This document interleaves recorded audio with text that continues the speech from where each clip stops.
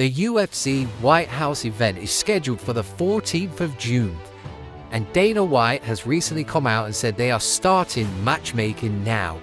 So with that said, who will be the main event and who will be the co-main event? Well, let's try and predict that now. Well, the obvious choice straight away would be none other than the notorious Conor McGregor. The problem we have there is, it's not a title fight. He's not fighting for any kind of title, not even the BMF title. So, are they really going to put him as the main event? I mean, sure, it would be good, especially against Nate Diaz, whether they're both washed or not. People would watch that and they would love that, but I'm not sure they would put that as the main event. The next option would be Jon Jones.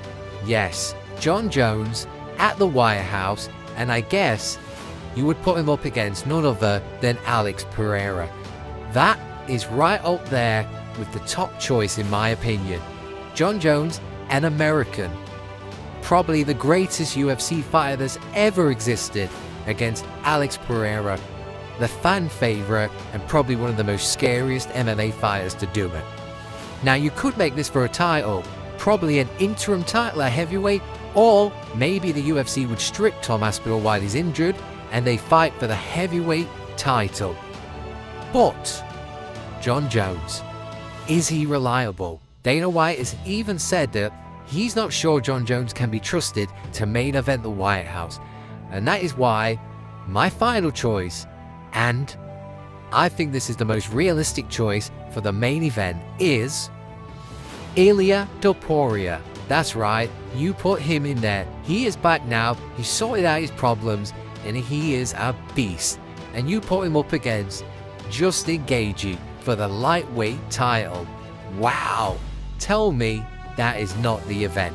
An absolute banger.